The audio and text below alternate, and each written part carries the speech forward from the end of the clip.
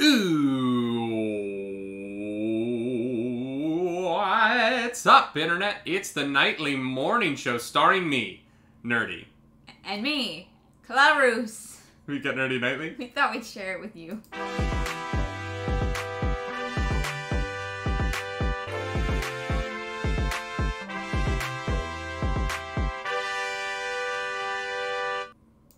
That is right. Welcome back to another edition of the Nightly Morning Show here on twitch.tv/nerdynightly. We do this live every Monday over on that Twitch channel, so come join us there if you're watching on the YouTube or listening to the podcast feed. And as we start the show every week, Clarus, how are you doing?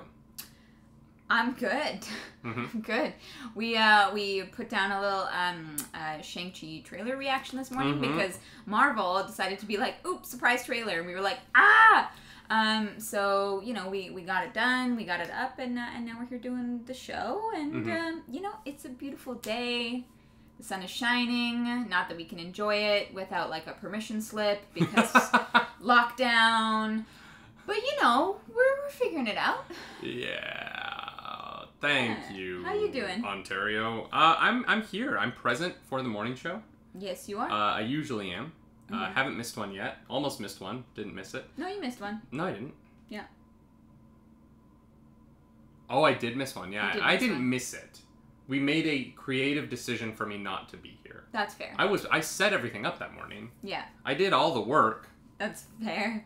You should get the credit. I should, but I don't. Yeah, so I'm good. You know, we beat Pokemon Crystal last night in the Nerdy Lock, so we are now 7 games in 7 weeks. So it looks like we're doing about a game a week. So I think that some of these games might slow me down. Some of them might continue that speed. So I hope we beat it this year. I hope we don't go into next year. Oh, you're gonna try to be 3 months early. Yeah, I mean... So you're saying the Nerdy Lock is going to be your baby? Yeah, my 9-month my 9-month Twitch creation will be me beating every Pokemon game. And yeah, we had kind of a crazy night because OpForce Gaming, obviously, gifted 50 subs to kill my Eevee. Yeah. My poor Eevee. Yeah, that was a sad moment. My boy. He killed my boy. It's a very emotional moment. Because it's like, you know, wow, 50 subs, but also like R.I.P., you know? Well, and then Don't Jump Me Gaming came in, a friend of the stream, and he came in and he was like, are you complaining about people gifting subs to your chat? I was like, yes, yeah, I am. You were very upset. I have to kill an Eevee. It's so cute. So we had kind of a meme run, and it was really fun. It was a good stream. You know, we went later than I wanted to. But we beat the Elite Four, and we're done with Gen 2. We're past my least favorite generation of Pokemon. Amazing. Least favorite including the new gens? Yes. Okay, the new games aren't as good as Gen 2, but the like individual battles are more functional as far as like strategy, and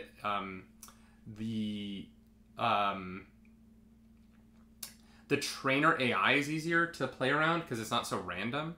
The games just kind of the fights work a little bit better. The stories are terrible, right? Like Sword and Shield is just the story's bad. Yeah. It makes no sense. The whole Galar region is too linear and the routes are too short. It's kind of, you know, what they've taken out of the game as far as like a casual playthrough. I was really disappointed in Sword and Shield. However, for Nuzlocking, that stuff isn't as important. Yeah. So I don't really care about that as much. Yeah. So I'm not so worried about that. As far as like the Nerdy Lock goes, right? Yeah. Gen 2 is tough to Nuzlocke. It's really hard to Nuzlocke. Yeah. With the rules that I have. And so I'm happy to put it behind me. Although I am gonna miss the way that EXP share works in Gen 2. Because it's great. Yeah. Yeah.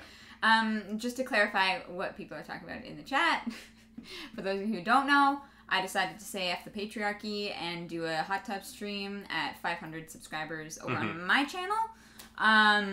So just to clarify that, that is an actual thing that will be happening.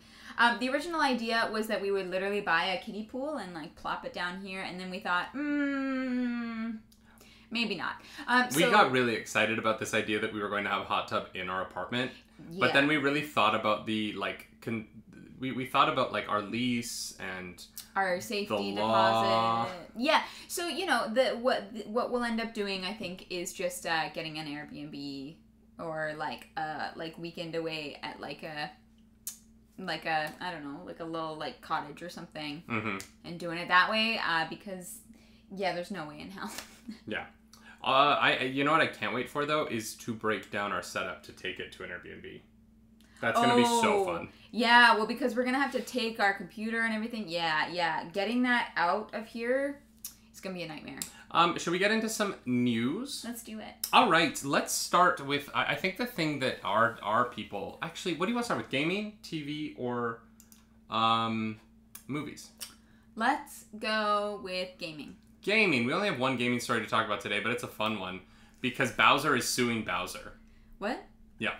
So. For those of you who don't know, the president of Nintendo America, his last name is Bowser. He was recently promoted. It was an incredible story because Bowser quite literally became the head of Nintendo America. That Bowser, the president of Nintendo, is now suing a hacker whose name is Gary Bowser because that hacker is selling off ways to mod and hack the Nintendo Switch. And so we are quite literally seeing Bowser v. Bowser, the legal case. Wow. The not the fight you thought you were gonna get, but maybe the one that we deserve. Yeah. When I heard Bowser versus Bowser, this is not what comes to mind. It would be a fun video game, honestly, if they put out like a good guy Bowser versus like Bowser gets split in two. And like, there's you play as good Bowser, and you have to thwart bad Bowser. Yeah, that could be a really fun game, right? Yeah. But instead, Doug Bowser has filed against Team Executor leader Gary Bowser for infringing Nintendo's copyright by creating and selling Nintendo Switch hacking devices. It's my favorite thing ever. Wow. The craziest part about it is, I didn't realize there were so many real life humans whose last name was Bowser. Yeah, I've never met one. Yeah. But my favorite... I'm on the IGN article for this, and my favorite part is, this lawsuit was filed in court and aims to charge Bowser, and then they put in parentheses, not to be confused with Bowser, King of the Koopas. Thank you for clarifying. Thank you, IGN. I was really concerned that the real King of the Koopas, Bowser, was somehow involved in this. I mean, I was very concerned, so... But yeah, I also just think like, if you're going, if you're gonna be a criminal, don't give your team a name, and don't use your real name in the crime mean. If you're gonna be a hacker, don't use your name. Yeah? Just don't. Yeah, it seems like a bad idea. I feel like I shouldn't have to explain this to criminals. Yeah, but here we are. As a non-criminal, I can tell you, you can create aliases. It is so easy, y'all. It's so easy to have an alias. I feel like I shouldn't be advocating crime. I don't advocate for crime. I want to be really clear. Just to be clear, for legal reasons. Not even for legal reasons, for all reasons. I don't advocate doing crime. I am a non-criminal person, personally. Unless you're like protesting injustice, then I support you 100%. But like, don't do crimes that hurt people or take advantage of people or steal from people. Yeah, I mean, I'm not even saying for legal reasons. Like I will die on that hill. Yeah, modding is kind of one of those like weird. It's not legally a gray area, but a lot of people have mixed feelings on. I have no problem with modding. Yeah. Modding is not a problem to me, right? Like, Nintendo isn't suing them for modding. They're suing them for selling devices that physically hack the Nintendo Switch. What do you mean physically hack? That you plug into your... I don't really understand it, right? But I'm assuming that it's... Like, you mean when you would, like, jailbreak your phone? Yeah. Okay. I wonder why. It infringes upon their copyright. And I think that, like, you could then, like, put things on a Nintendo Switch that shouldn't be on a Nintendo Switch, and... Okay. Alright, that's fair. I think it's the fact that they're selling them, right? Like, if you put mods online and you don't charge for them, generally companies are fine. Most companies encourage it. Most companies love their mod communities, right? Yeah, and a lot of modders don't charge, but they take donations and Sure, Patreon and again, stuff. that I totally support. Yeah. For me, it's okay. Well, if you are not allowed to do this one thing, if you cross the line, you cross the line, right? We have. I get that copyright laws can be frustrating at times, but if they didn't exist, then artists would be taken advantage of more than they already are, right? Yeah. We don't have artists are already being taken advantage of to a crazy nth degree at all times. We kind of need some protections, right? Yeah, no, totally. I wanted to clarify. We put up our video this morning. It has a few hundred views, and it's awesome, and I'm so happy to see that video doing well. It's our fastest growing video ever, which is so awesome, right? If someone were to just take that video, put it on their channel, and make money off of it, I would be pissed. Yep, totally. You know what I mean? So I get why Nintendo's doing what they're doing. It's definitely the best headline I've seen. Bowser is suing Bowser. Oh, yeah. Doug Bowser is suing Gary Bowser. Can you imagine if, the actual Bowser's name was Gary Bowser? Let's make it. It's a me, I'm Mario. It's canon. And it's a me, Gary Bowser. Yeah, I can My see name's Gary, and I'm gonna steal your queen. Jesus. Princess Peach, come with me, Gary Bowser. Oh my god. Oh, it's I want a personal injuries lawyer commercial, but Yeah. it's Doug and Gary Bowser. Yeah. We're the Bowsers. Oh my god. I was thinking, cryptocurrency speaker, but that also works. I'm Gary Bowser, and I'm here to talk to you about Dogecoin. To the moon. What a Gary. What a Gary. Oh, Gary Gergich. Oh my goodness. Well, yeah, that happened. That is news. That's the only thing we're talking about today. That is the only news. Yep, nothing else. Nothing else. Nothing else happened. Should we go, since we're in one lawsuit, should we go from one lawsuit to another? Let's do it. All right, because this lawsuit is actually very interesting, and what it is going to mean for the future of IPs and big companies is going to be really interesting. Okay. I'm actually this story, y'all, is going to maybe have huge ramifications for everything that you love, which is wild. Okay. The Predator writers, the original screenwriters of the first Predator movie, are currently suing Disney to get the rights to Predator back. So here's the deal. Within copyright law, there is a termination provision which allows authors to cancel transfers after waiting a period of time, typically 35 years. And this is from the Hollywood Reporter. Wait, sorry, say that one more time for me. So basically, there is a termination provision within copyright law which allows authors to cancel transfers, so their sale, after waiting a period of time, typically 35 years for new works. Okay. While federal statutory copyright law endows certain grantors, like defendants, with copyright termination rights, such rights may only be exercised in accordance with the statute's requirements, including provisions delineating when termination notices may be served and when the termination of rights becomes effective. Defendants' notices, a 20th century saying that their notice fails to comply with these statutory requirements and are invalid as a matter of law. That's a lot of legal mumbo-jumbo, is literally what this article says. But what matters about this is that there is room for the original creators of these works, such as Predator or Alien or Terminator, to go to the companies that currently own those IPs and be like, all right, you have had your fun. I wrote this. It is time for me to invoke my termination right and get my property back. You bought this, you've done what you've done with it, but it is mine again, right? Legally. And what's really interesting about this is there's a lot of really beloved franchises, particularly from the 1980s, that are coming up on this 35-year period. And it is going to be really interesting to see what happens in this case and in cases around these other properties, because these are multi-million, sometimes billion-dollar properties that could be thrown back to the original creators. I'm assuming to just sell them again. The Thomas brothers, who wrote the original Predator movie, aren't going to be able to produce a Predator movie themselves, right? They're not a studio, so I'm assuming that they would then use this as a chance to resell their idea again. Or to negotiate a deal to get paid more for future productions of their property. I think it's weird that if you sell something that you can that after a certain number of years you get it back.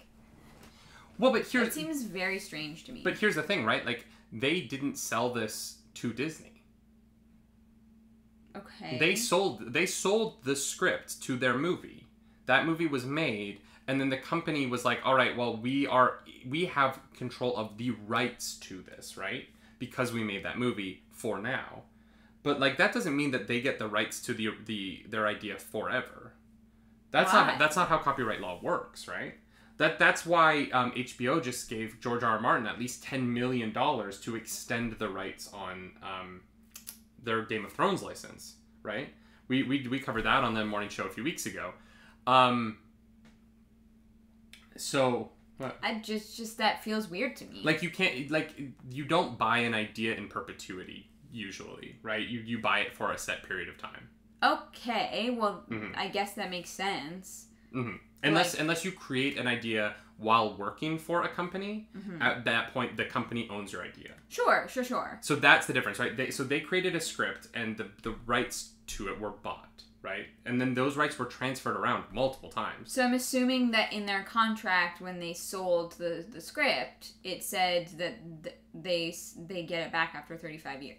No, that is a termination. You can terminate the existence of the rights existing in other people's hands after 35 years. That is in the U.S. copyright law. Huh. That just seems very strange. It's like how Marvel... I shouldn't say that because it's not really like that. It's essentially saying, like, all right, I have allowed the existence of this. People have made their money off of it.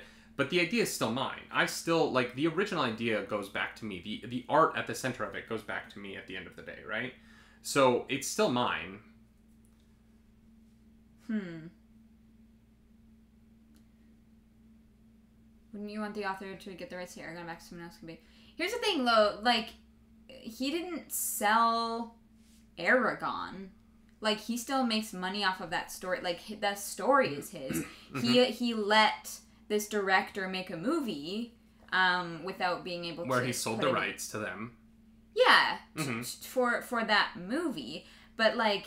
No. He sold the rights to the property and the idea to them. In order for them... You can't just be like, okay, you can make one movie. That's not how it works. You have to be like, all right, you own the right to make movies. It's just weird. Yeah, if they're, like, renting it or, like, leasing it or whatever it is for, like, a certain number of years, like, I understand that. It's just, like, if... I don't know. It's just, like, weird. Like, if I were to, like, sell you this cup, you buy this cup for $20, then after, like, 35 years, I can be like, hey, that cup, give it back. Okay. It's just weird. Okay, but it's the difference between it's not a thing. Okay. Like, so Disney would still own the Predator movie that they made. Yeah. They just can't make another Predator movie based on with, like, the Thomas Brothers name attached. Okay. So the Thomas Brothers are not then just suddenly, like, they just get all the rights back to all that property and make No. They're not. Okay. They're not getting. They're not saying, all right, everything that you made with our rights is now ours. Okay. They've already been paid for all that stuff. Yeah. Within their WGA contract for this, okay. I'm assuming they've gotten paid for every Predator thing that's ever been made. Yeah. No. They're saying you no longer have the right to continue to make new Predator things without our permission. Okay. They're taking control of their idea back. Okay. That's it. They're not saying, like, you know that Shane Black movie? We will take the profits. I was just confused because when you say that they get Shane Black, I'm not dissing you. You're an amazing filmmaker, but that movie didn't make money. Sorry about it. I love you. I enjoyed that Predator movie. It didn't okay, so when they buy the rights to the franchise or whatever it is, then after 35 years you can serve a termination notice back and put in a legal challenge to say that my idea should come back to me now. Okay, sure. Yeah. Okay, all right. That makes a little bit more sense. I was just very yeah. But here's the thing. What's important about this is that if this is successful, which it might be, it might not be. I'm not a lawyer. Please do not come to me for legal advice. I don't know. I promise you, I don't know. Y'all, I'm really trying to figure out how to pay my taxes this year. Don't ask me questions. I will tell you no lies. But what is important here is that if this were to go through, it could set a precedent for a lot of IPs to be returned to their original creators. And obviously something like Star Wars would be safely in Disney's hands because Star Wars is actually a property of Lucasfilm, not of George Lucas. So like that's not like something like that is safe. Marvel is generally safe because Marvel hired its writers so that they wrote and created characters under the banner of Marvel. Although this is why, like, so think of it this way, right? In DC Comics, there's a character called Starman. Starman is the property of the original writer. And that is why we have never seen Starman in live action. He doesn't want it to happen. The original Starman run is perfect. If you want to go read an incredible comic book run, go read the original Starman run. Okay. But when Stargirl was created, the successor to Starman, Stargirl was created by a writer who was working for DC Comics at the time. And so DC Comics owns the full rights to Stargirl. Yeah. And there's no legal contest there. And that is why we have Stargirl on TV now. And Starman is like hinted at. They're like, oh, yeah. It's the original owner of the staff, that guy. But Starman won't appear on the show because the original writer will not allow him to appear on the show. Okay. Gotcha. Because he owns the rights to that idea, even though that gets complicated with Stargirl because like everything about her is basically Starman, but she's a girl, and that's it's fine. It's actually a pretty good show. I enjoy Stargirl quite a bit. I've been watching it recently, and it's fun. So it's about who owns the legal right to do things. Okay. Not about who owns like the movies that have been made. Gotcha. Okay. Yeah. That does help clarify. Yes. So that means that depending on like how this goes could determine. Well, I mean, a lot of, like you said, there's a lot of stuff from, like, the 80s. Well, it gets really interesting with something like Terminator, right? Yeah. Like, Terminator's a property that they're trying to keep going. And obviously, they have been doing so really hard. I would say they've been unsuccessful in that. I mean, I think that we have 4 straight Terminator movies that are generally accepted as not working, right? Yeah, and there was the show that I remember. The Sarah Connor Chronicles is great. No. The one before that. It was like when I was in like junior high or high school. Isn't it the Sarah Connor Chronicles? It's great. If you want to watch a really solid TV show, watch Terminator: The Sarah Connor Chronicles. It's fantastic. Okay. The fact that it only has 2 seasons and that it ends on the cliffhanger that it ends on is genuinely a tragedy. It's so good. I was obsessed with that show. And you know, I think there's like a comic book that finishes the story that I should read and I haven't yet. But like, the fact that they ended where they ended, and I was literally like, no. So sorry. No, it's not done. I'm so sorry. It's not done. Oh, all right. Well, this will be something that we'll probably bring up again in like a future episode because we'll have to know what happens. Ham and Taters does bring up the Predator. The Predator had problems for sure. I've never seen it. Yeah. Potomsim says, "Don't come to Nerdy for legal or illegal advice." That you could not sum it up better than what Potomsim just said. Just don't come to me for advice. Yeah, just.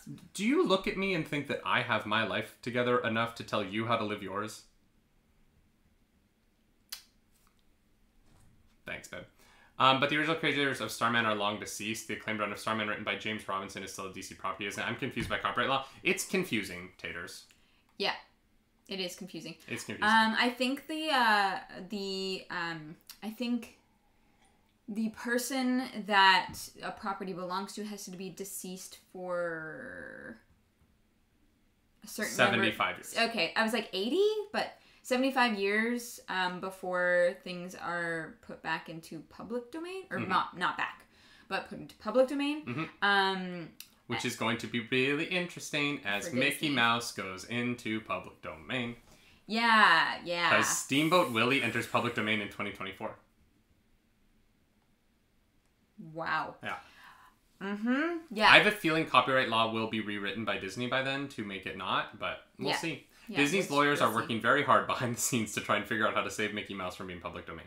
Yeah. And there's a part of me that agrees with that, right? Like, there is a part of me that's like, Mickey Mouse is the brand, the title card brand character of Disney. Yeah. A company that is currently making Mickey Mouse things. Yeah. And there is a part of me that understands that, like, while there is, like, I don't know. It's tough, right? Yeah, I know. I saw that. I'll let you answer that one. That's not mine. No, that's fine. Cool. Let's move on. This is sorry. Yeah. I don't have any legal way to help answer these questions, so we're just gonna say what we said. We probably got it all wrong. There's probably gonna be some lawyer on YouTube who's like, "Wow, you guys are dumb." Who, like, and I'm reacts to our video, and they're like, "Oh my god." Can we? If you're a lawyer, can you please do a lawyer reacts on YouTube, and then we'll react to your reaction? It'd be great. Yeah. Quality content. All right, let's go into the international box office, and then we're gonna go into the domestic. Oh boy. We like to go backwards here. It's fun. Usually people go small to big. We go big to small. Y'all, Godzilla vs King Kong is making some dang moolah. Still? Yeah, Godzilla awesome. vs Kong has ended this past weekend. It's I think its third weekend in release at $390 million worldwide. Wow. This is obviously the best any movie from the North American box office has done since the pandemic. It still doesn't come close to China, where Hi Mom has grossed $821 million, and Detective Chinatown 3 has grossed a whopping $863 million. Those are obviously the two biggest movies of the year so far. But almost $400 million. I'm sure Godzilla vs King Kong will hit $400 million by the end of the week. Yeah. That is huge. Especially considering it's the first movie to open at the American box office post theaters in New York and Los Angeles reopening. And that's $400 million. 80.5 million of that is coming just from the domestic box office. And that's with only 59% of theaters open in North America. That's Canada and the United States. And a lot of those are at reduced capacity. I think theaters in New York are only running 25% right now, max capacity. So it's a fantastic showing for that. And what's kind of crazy is that it made $177 million in China, which is the most of any of the MonsterVerse movies, even pre-pandemic. Oh. So it is more than Godzilla 2014, Godzilla King of the Monsters, or Kong Skull Island made in China. Interesting. Even before the pandemic, which tells you that the Chinese box office is open and it is ready to make some money. Yeah.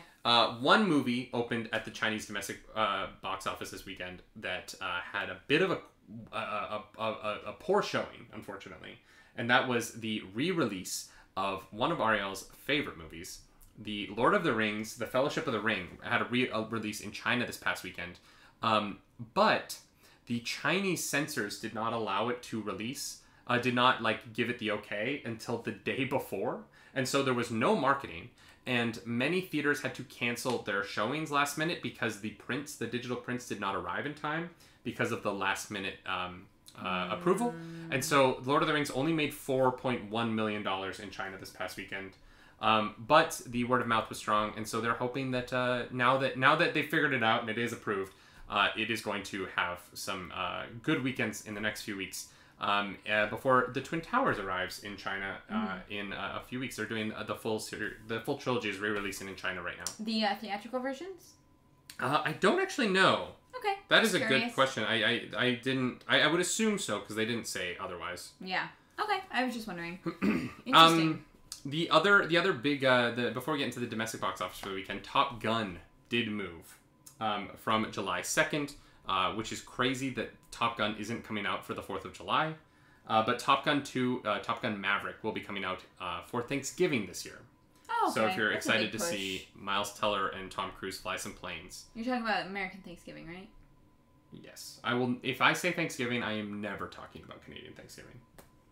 Wow. No movie company ever releases a movie based on Canadian Thanksgiving. No, I know that. I just, like... It's Top Gun. It's the most American thing ever. The original Top Gun plays Highway to the Danger Zone 3 times. Wow. It's an American movie. Sure. Okay. I was just clarifying because that's a whole month of difference. No one is ever talking about Canadian Thanksgiving.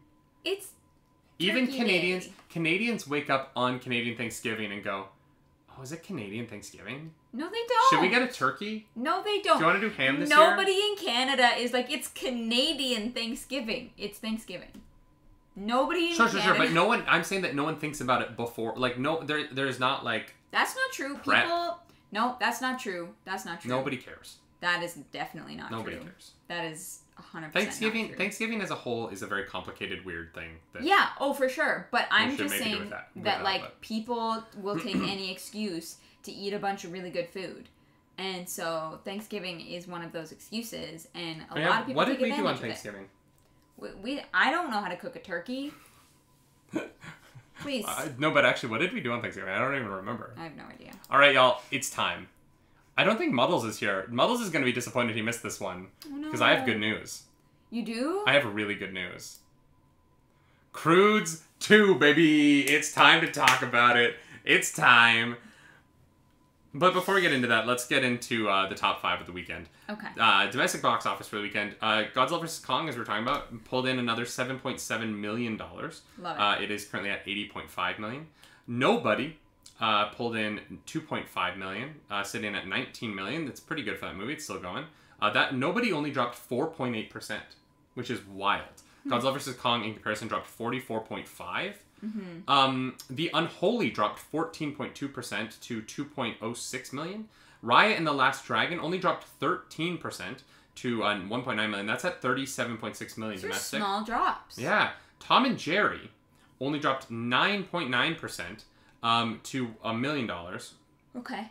And that's our top 5. Godzilla vs. Kong, Nobody, The Unholy, Raya, The Last Dragon, and Tom and Jerry. I'm going to work on having this on screen. I'm going to come up with a graphic, hopefully, by next week for this. But, y'all, the good news, the goodest of good news, is that the Croods A New Age is up.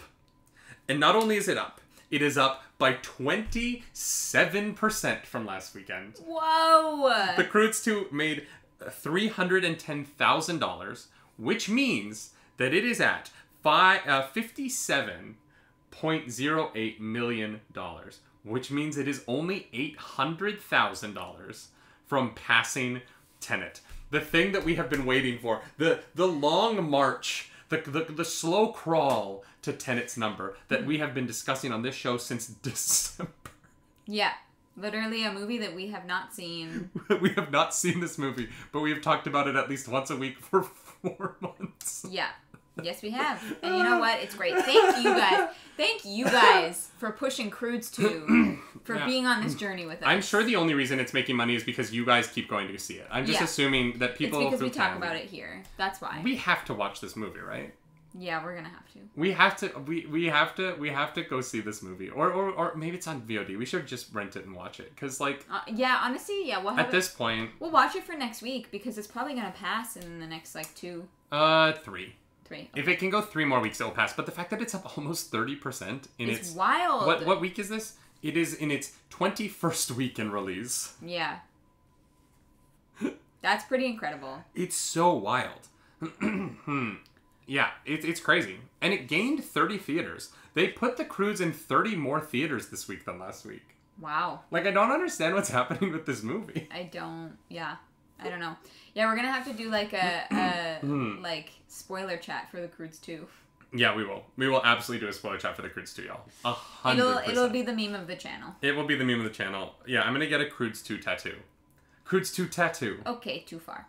All right, if we get 1,000 subs this week, no, I will get a Croods 2 tattoo. No, don't you dare put anything like that on the internet. 1,000 subs in 1 week, I will get a Croods 2 tattoo. On YouTube or on No, on Twitch. If the Nerdy Nightly Twitch channel gets 1,000 subs this week, if someone spends $5,000 on our channel, I will get a Croods 2 tattoo. Okay, sure. Sure. Someone get OpForce on the line. Please don't. I would really rather you did not have a Croods 2 tattoo. I know, but I would really like to have $2,500, so. You know what? Fair. Fair. That would be incredible. The Robin checks his wallet. Damn.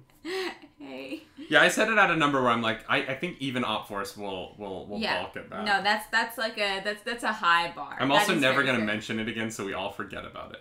I mean, this is going on YouTube, so it's going to exist forever. But you have put a week-long deadline, so. Yeah, but like Sunday night, like that would be wild. I'm not saying nothing. Don't want to put my foot in my mouth. Well, this is about the middle of the show, so do you know what it's time for? No.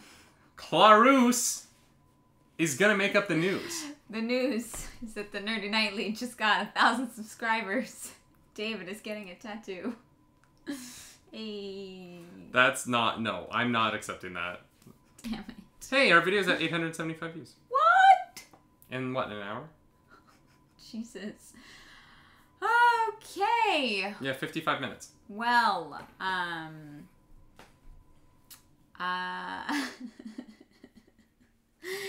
don't like it when you look at me like that. What? When I'm like, make up the news, babe? Yeah, you're full of expectation, and I just I have no expectation. I won't meet it. I have zero expectations. Oh God. Well. Is there like a cute animal in the Croods that I could get a tattoo of? You talk. You make know up what? the news. Maybe actually, the news is that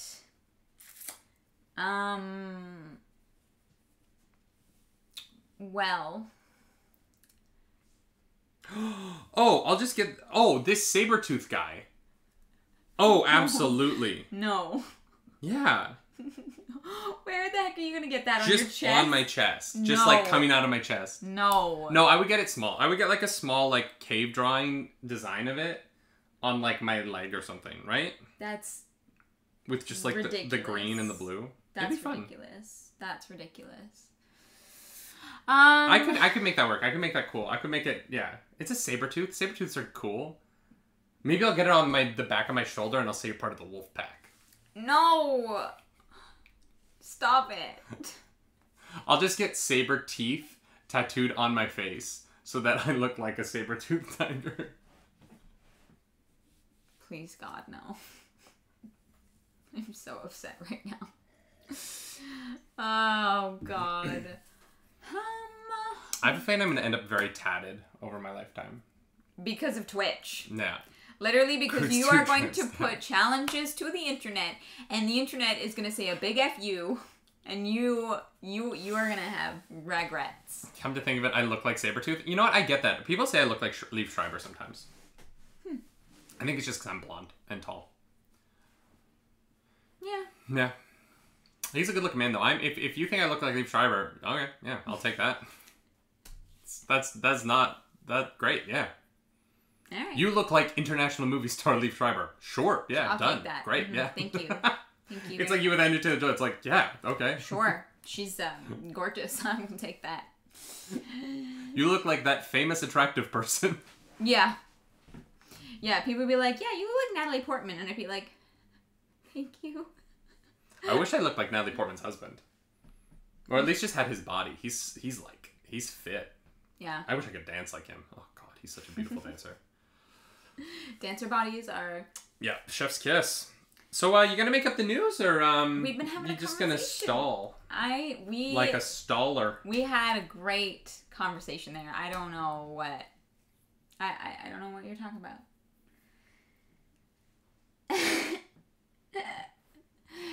Guys, somebody help.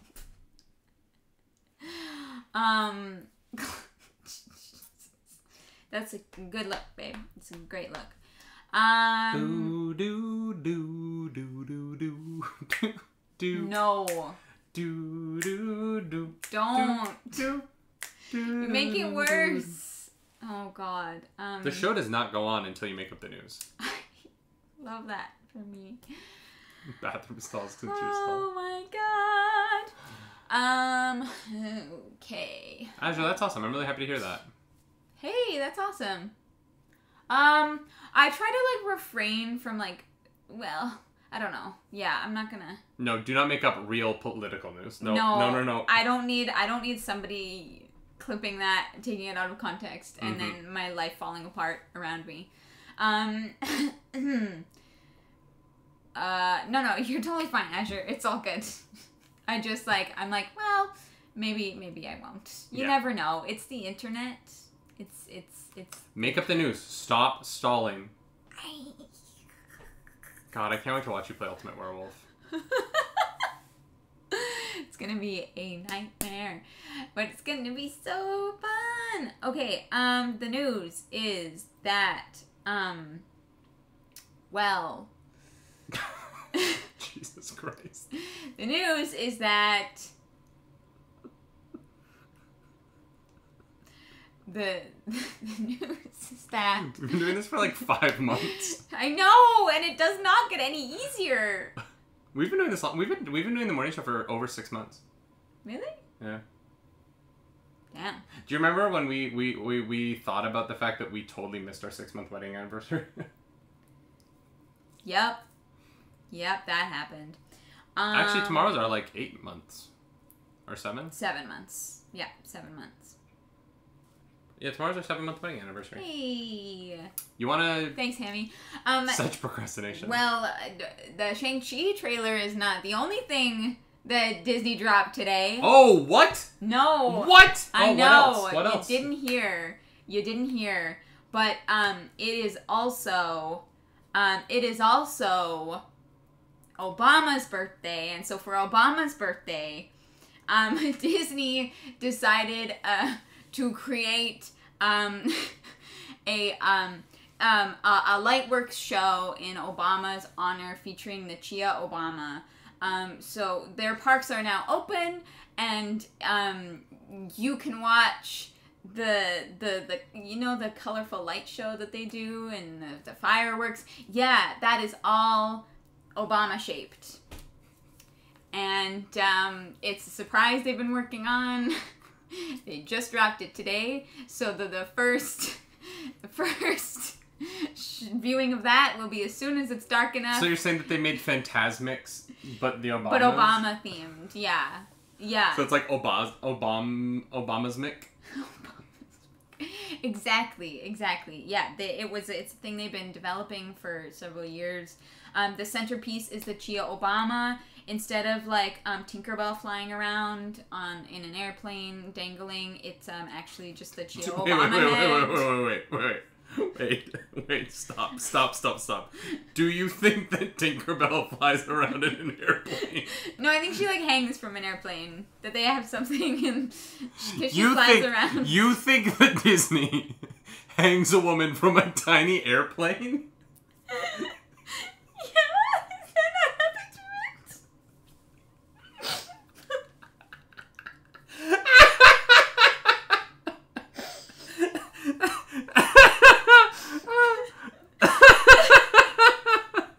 Wow, that's not where I thought this was going. Is that not how they do it? I'm sorry. You think that they...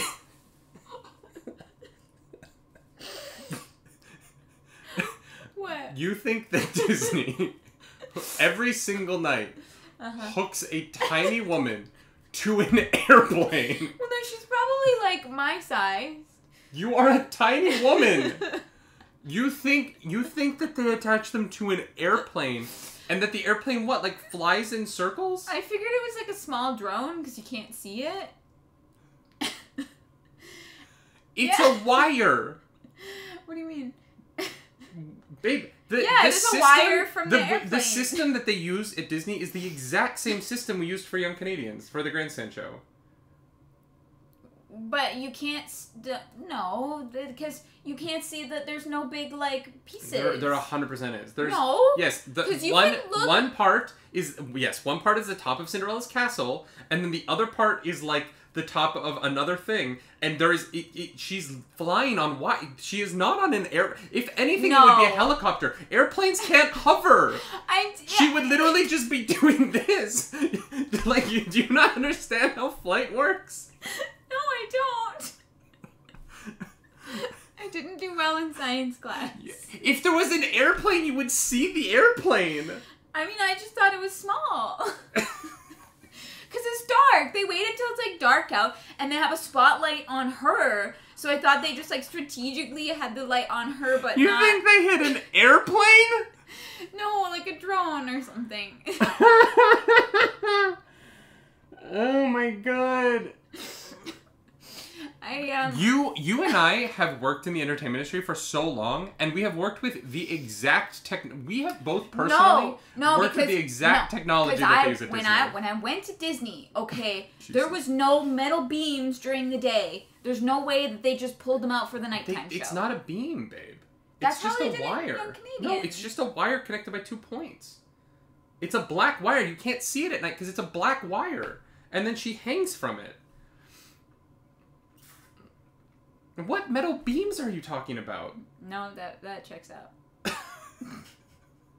That's fair. I can't. The Chia Obama thing was funny, but, like, I genuinely can't believe that you thought there was a tiny plane just swinging a woman around in the air. That you were like, oh yeah, I guess there's Wonder Woman's invisible jet is up there and Tinkerbell's hanging from it.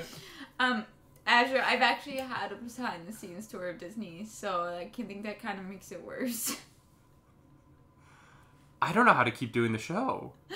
So sorry. I don't know how to think about anything else other than the fact that you as a child looking up and being like, that's probably a plane. Yeah, a child.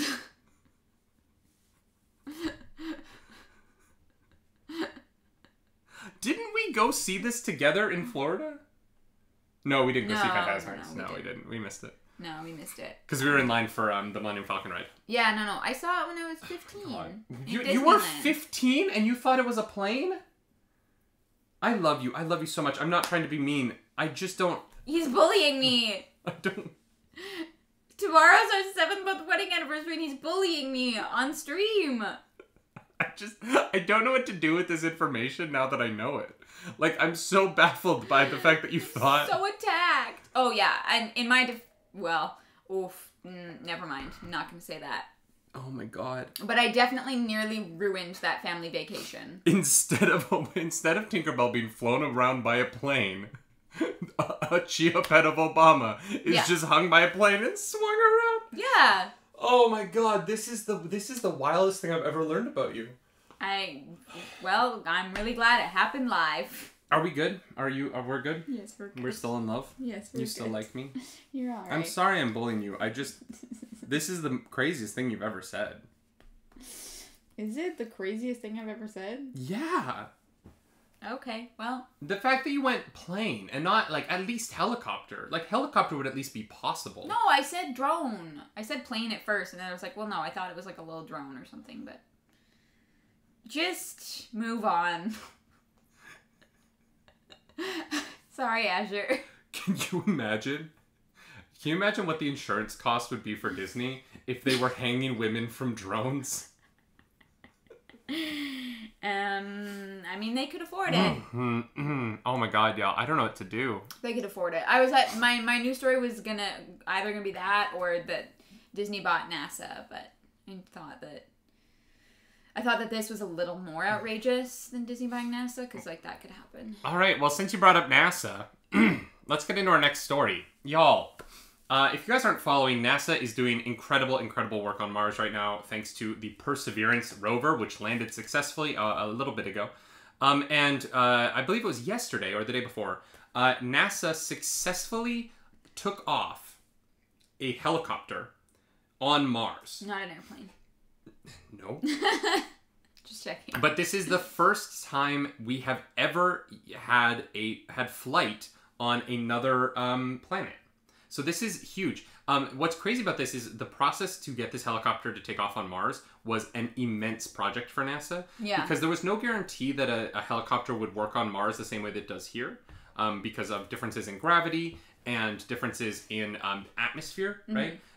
Different thicknesses and whatnot. So the NASA team has been working on this for years. They put a helicopter on Mars. It took off, it hovered, and it landed. That's all it did. But it is an incredible accomplishment.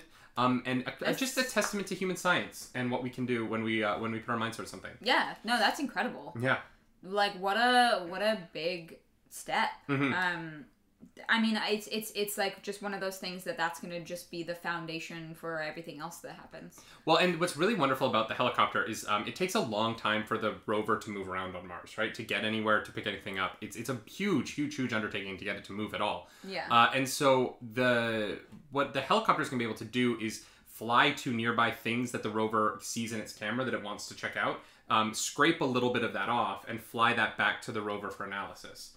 And so the distance within its own area that the rover will now be able to do scientific discovery in grows exponentially. If there's a hill that it can't get up, the helicopter will be able to. It really is an incredible... it opens up Mars in an incredible way to scientific discovery. And I want to commend NASA for the landing of Perseverance. I don't even think we talked about that on the show, but I was watching it live and I was so blown away by it. Yeah. I teared up a little bit. I always get a little teary-eyed for the NASA, the Mars missions when they land. It's always seeing the excitement and the relief and everything that goes through all of those scientists' faces is a very emotional experience for me. Yeah.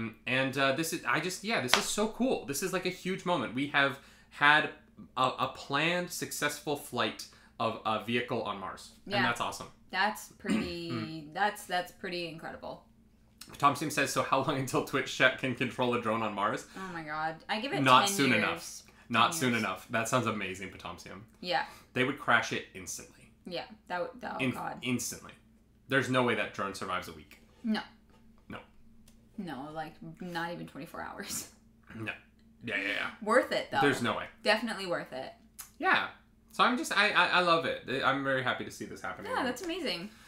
Let's get through some quick stories. Y'all, this one was everywhere, so you've probably already seen it, but the Lord of the Rings television show is coming to Amazon, and it is the most expensive TV show ever. Single season, the first season is going to cost $463 million, which is 4.5 times more than a single season of Game of Thrones. Which is wild to me, because Game of Thrones looked expensive and very well done. Like, I can't really think of anything that didn't look pretty great. People don't love the Long Night episode. Oh, well, yeah, but that's just the episode. That was garbage. I saw it in theaters, and it looked amazing, which was very interesting because then I walked out, because they were playing it in theaters in New York, and so I went and I saw it on an IMAX screen with incredible sound, and it looked unbelievable. Yeah. And then I walked out, and on Twitter, everyone was like, this is so dark, I can't see anything, like, all of the, these weird complaints, and I was like, I don't understand. I just watched it. Like, it looked amazing. Yeah, I know it looked awful on my TV. So, I don't know, it is interesting, yeah. That your experience of that particular episode is so marred by how you viewed it. Yeah. Do you think that if Game of Thrones had that budget, the dragons would have been in there more and the direwolves? Yeah, the direwolves Ghost wouldn't have disappeared. Yeah. For sure. Yeah. Ghost was so expensive for them, it's wild. When they talked, I was at a Game of Thrones panel at Comic-Con a few years ago, and they were talking about, like, the cost of putting the direwolves into scenes is, it adds, like, weeks to an episode's time. Really? Yeah, apparently they're harder to do than the dragons because the fur way fur moves versus the way scales move. Right. The dragons are more reflective, whereas so it's easier to put them in, whereas the wolves are more, the fur is more porous towards light. Yeah. And so it's harder to CGI them in. Interesting. Okay. It was a really interesting, actually, conversation. Well, because it was one of the things that was pointed out in a lot of earlier seasons. Like, oh, these poor, like, wolves kind of were there and then either died off real quick or you just didn't see them. That is also from the books though. Yeah. None of the wolves died earlier than they do in the books. Some of them disappear, but they don't. Well, yeah. All of the wolf deaths are from the books. Yeah, Exactly. Nymeria kind of disappears. But even, like, Ghost is much more present in the book than he was in the show. It's just too expensive. Yeah, with only $10 million per episode, it's tough. You have to make cuts. You know what I mean? And that's just reality. Yeah, that's fair. But this show won't have to. Lord of the Rings, they can do whatever they want. Yeah, literally. Yeah. And I am here for it. I cannot freaking wait. I'm excited. You know, there's a part of me that's like, is this really the best way to spend money? We'll find out. Yeah. You know, like, this could be incredible. Yeah, and I guess Amazon has all of our money because in the pandemic they kept us all alive. But yeah. Yeah. Woof. But I'm excited to see it. You know, I'm a little nervous. You know what I mean? Like, anytime you add to Lord of the Rings, like, Peter Jackson's original trilogy is so flawless to me. Yeah. Some of the dialogue's a little rough, but other than that, really? Yeah, there's some bad dialogue in the Lord of the Rings. Like what? Individual bits of dialogue. There's some very corny writing in it. It's perfection, and you cannot convince me otherwise. It is. No, I love it, and it's corny in a way that, like, is charming, and, like, it has, like, it is what it is. In a way, I love it. Don't get me wrong. I would watch it right now if that's how you want to spend the rest of the day. I'm in. But everything since has been, except some of the video games. I think the Shadow games, the Shadow of Mordor and Shadow of War games are both pretty, like, phenomenal. So I think that in the video game world they've made some good stuff, but the movies have just the Hobbit movies just were kind of a letdown. So. No, yeah, they weren't great, but that's not really Peter Jackson's fault. Yeah, I'm curious to see this. I'm excited for it. It's gonna be fun. I think now I'm most excited to see how expensive it is. Yeah, to see what that money translates into. Is that because they're CGIing everything, or are they shooting on, like, are they? I hope not. I hope it's practical. I really hope so too. You know, and I hope that like, it's just big budget because it's a big project and not because it's just all gonna be fake. But it's gonna have boobies, so we'll all have to figure out how we feel about that. I like boobies, but we'll see. I don't think it's necessary. No, it's not necessary. But, you know, they're trying to be Game of Thrones, so. The Battle for Middle-earth games are great, too. I played them, but I don't really remember them, Miller. Mm-hmm. It's been a long time since I played a Battle for Middle-earth game. Mm-hmm. All right, let's move on to, let's just check these off. We did that one, we did that one, we did that one, we did that one. We haven't done that one yet. I don't know if we will. Let's do one last story. All right. The final story of the day. Doc Ock is Feige's nemesis. I wrote this as Doc Ock as one word, and then I was reading it, and it looks like Duke Ock, and I felt weird about that, but... That's fair. No, I appreciate the space. Yeah, the space is very important. Alfred Molina, the actor who rather famously played Doc Ock in the... Ooh, can I get the year right? I think Spider-Man 2 is 2003, but I could be wrong. The Spider-Man 2, the original Sam Raimi Spider-Man 2, made some public comments about Doc Ock being in the new Spider-Man, and confirmed 2004. Damn it, I was so close. He confirmed that his Doc Ock will be appearing in the movie, and made some comments about where he falls in the story. And I'm assuming that Kevin Feige read the interview and went, "We can't kill him yet, but we will." Yep, most likely. Most likely.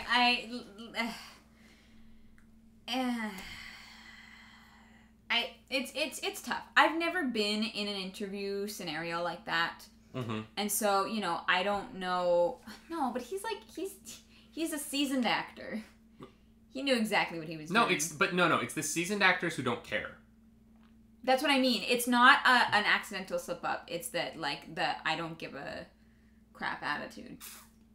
I don't know. It's just like... Yeah, I think that in his eyes, him saying that he's in the movie and that it's a continuation of his character from Spider-Man 2 isn't a spoiler. He's like, what? I'm in the movie. You know what I mean? Like, I'm in it. Whatever. But whereas, like, Marvel has this idea that they're like, don't talk about anything. Be quiet. Shh. Yeah, which, you know, sometimes works for them and then sometimes doesn't. I don't know. I think it's worked for Marvel really well. I think that Marvel has done a better job than anyone at keeping spoilers under wraps. Yeah.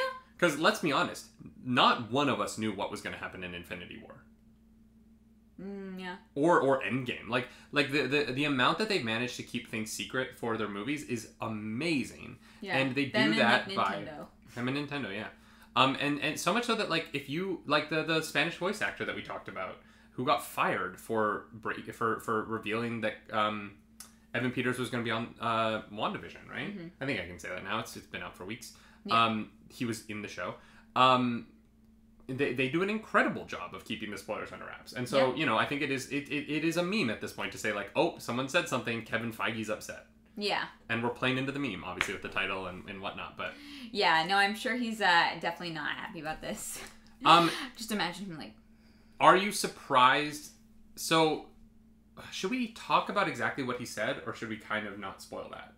Because it is kind of a spoiler. If you don't want to know... If it's a spoiler, then I don't think we should. All right. Well, if you want to know what he said, it's out there. But yeah, we'll not say exactly what he said here, because it does relate to how his character comes into the movie. Yeah. Sort of. Not how, but... If you want to know what he said, go read it. If you don't want to know, don't. But yeah, Doc Ock is going to be in the movie. We knew that, right? Like, that is not a surprise. Yeah. The one thing that we don't know yet is, are the other two Spider-Man going to be in it? Because everyone is saying they are. Mm-hmm. Tobey Maguire and Andrew Garfield, everyone is saying they are going to be in the movie. Mm-hmm. However, Marvel and Tobey Maguire and Andrew Garfield themselves are continually saying they're not. Yeah. So it's going to be interesting to see what happens. Azure, you don't watch previews for Marvel movies. That's impressive. Yeah, that's difficult. Mm-hmm. Like, it's just, sometimes it's hard to avoid spoilers, and that's just... It's impossible if you go to the movies, right? Because, like, my thing is, for me, unless you show up late. There's no way for me to go to the movies as often as I used to and not see all the trailers. Mm-hmm. Especially for a Marvel movie. Like, because they just play them, right? They play them so much. And I'm not complaining, because I love watching trailers. And clearly, we have a whole channel that's our biggest views are trailers. And part of that is just, I love trailers. I think that the art of making a trailer and the art of advertising and marketing is so fascinating to me. And I love that part of it as much as I love watching the movies. Mm-hmm. Really, like, I don't mean that, I'm being 100% genuine. I love when a new trailer comes out and I get to sit down and see, like, how you think your movie markets to an audience best. Mm-hmm. I find that fascinating. Yeah. And I think Marvel just makes really good ones. I think they do a really good job. Like, the Shang-Chi trailer this morning was incredible. And I think that it showed off the cast really well. It showed off the tone really well. It showed off the comedy and, like, the action equally. I was really, really impressed with how balanced it was. And it made me really excited. Yeah. Yeah, for sure. Yeah, you learned the hard way that kids' movies don't have as many trailers. That is true, yeah. Yeah, well, because, you know, the kids are already, like, sitting there for an hour and a half, at least, and so they gotta be able to keep your attention. Tom Sim says trailers are designed to be spoilers. I don't agree with that, Tom Sim. Trailers are designed to... good trailers... like, tease. Well, and good trailers present spoilers in a way that they contextually don't fit into the movie, right? So you get, like, the tone of something, but then when you see it in the movie, you're like, oh, that's what it actually was. And I think that trailers that use spoilers out of context is really, really smart. I thought Spider-Man Far From Home did a really good job of showing things in a different context to sell the movie in a different way. Really, really good... really good trailers can absolutely use moments that would spoil a movie if they didn't use them in a context that doesn't spoil the movie. I think that that's a smart thing that really good trailer makers use. Yeah. A technique that really good trailer makers use, rather. Yeah. Yeah. That's our last bit of news. All right. Yeah. It was a good show. Yeah. We learned something about Clarus today, y'all. We laughed. We cried. I laughed and cried at the same time. Me too. Thanks to you. Should we check on the video? Okay. How many views do you think this video has on it now? Okay, I'm gonna say 400. You think it has 400 views? Yeah, because it was 200 at the beginning of the show. Oh, did I not tell you the last time I checked? No. Okay, it was at 875 the last time I checked. When did you check? At some point in the show. Oh, while you're making up the news. Oh, right. Okay, so I think it's 1100. Close, 1282. Oh, Yeah, we have 1,282 views, Nice. y'all. Hi, Sex Monkey. And we've gained 13 subscribers. 13. Yeah. Dope. That's fun. That is very fun. What does the analytics say? Thanks, guys, for helping push this video. That is very, very fun. Congratulations, Sex Monkey. I have never seen a shiny Pokemon in my life, so I'm very jealous. It says 396 public. It's getting direction so fast that YouTube have to pause the count. Yeah, so Richard Sim, how it works is if a video starts to do really well really quickly, YouTube only shows publicly views that it believes are real views, and then it goes back and its algorithm actually analyzes the views individually and says like, oh, that was an actual view, because it doesn't count bot views, right? Right, yeah. What was your shiny Pokemon, Monkey? I want to know. I've never seen a shiny. Never seen a shiny. Never, ever seen a shiny Pokemon. Yeah. In my own game. I've obviously seen pictures Oh, of them. yeah. I've seen other people catch shinies, but I've never encountered a shiny. Yeah. I'm amazed. Honestly, considering I played in-game hours of Pokemon Gold, Silver, and Crystal, I probably paid like 4,000 hours with the speed up. I'm amazed. A Spoink. Shiny Spoink is a cute one, I think. Nice. Spoink is just a cute Pokemon. Yeah. I wonder if I'll be able to use a Spoink in the Nerdy Lock at some point. You should try. That's not a great Pokemon. Yeah, but for the memes. For the memes, y'all. Yeah, that shiny Gyarados is always there. Yeah, that doesn't count. Yeah. That does not count. Yeah. Yeah, that's fun. Yeah, shiny Spoink's cute. Aww. He's a little orange. Yeah. He looks like a little Halloween Spoink. He's kind of like opposite a bit, Yeah, but he's more like peachy. Yeah. That's very cute. All right, y'all. That's our show. If you like this video, like and subscribe. Stick around. Come over to the Twitch and watch this live at 10 a.m. Eastern on Mondays. Twitch.tv/nerdynightly. Clarus, do you have anything to plug for the week? Well, I'm continuing my Pokemon Nuzlocke later today. Hopefully I don't kill any more Mons. That's great for me. How many badges do you have? 2. Yeah, we beat Misty. Okay. 2. I have 2 badges. And then I've got Witcher Wednesday. And then this week's Skyrim Saturday schedule is just going to be a little bit different. I'm going to do Skyrim in the morning and then do some Among Us, which is exciting. Dope. Love it. Anything else to plug? Oh, you'll be seeing a new cosplay come out this week. It's a franchise that we talked about on the show today. Yeah. Some people already know what it is. Yeah. Just whatever.